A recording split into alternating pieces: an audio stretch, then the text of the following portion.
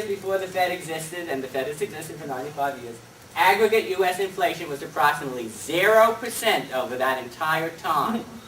The 95 years since the Fed has existed, aggregate inflation has been 1,923%. And that's the official figures, which are understated.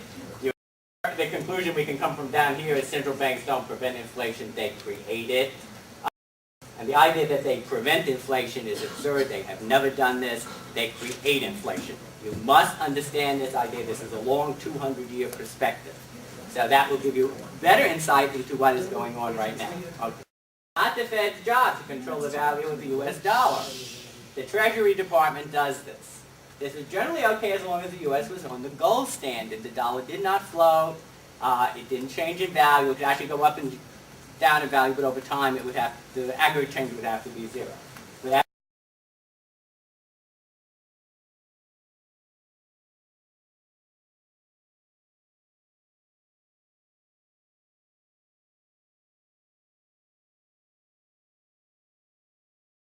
the dollar is allowed to float now. Now Fed policy can cause significant drops in the dollar, and this is inflationary. It's very inflationary. Economists are not taking this into account. They are constantly comparing the 1930s, when this dollar situation, currency floating, did not exist.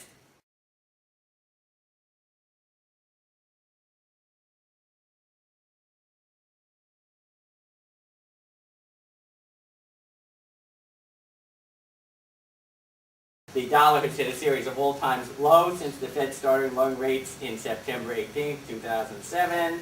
This is bullish for gold, silver, oil, food commodities, all of which are inflation-related. I mean, you have to realize currency is not money. Currency is a representation of money. Gold is also a representation of money, but it's close to a one-to-one representation. Currency, the relationship between currency and money can be tight, or it can be really, really loose. And in times of inflation, that relationship becomes like untethered.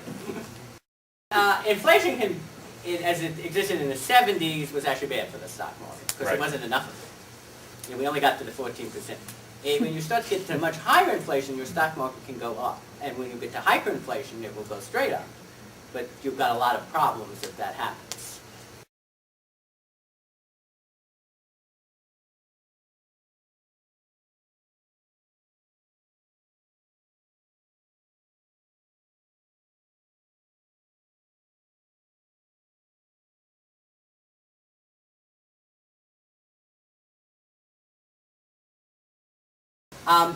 The other point is you've got tons and tons of debt.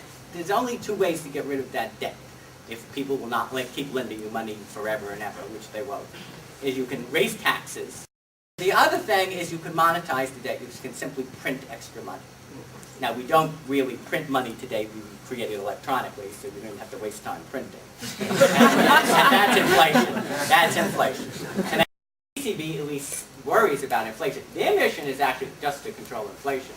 Employment is not part of it. So they don't have an out like the Fed has. Oh, well, we did this because of employment. This gives the Fed some reason. The Germans who experience hyperinflation still worry about hyperinflation to this day. ECB's funds rate is 4%. We're now a whole percent lower than them. This is extremely bearish for the dollar.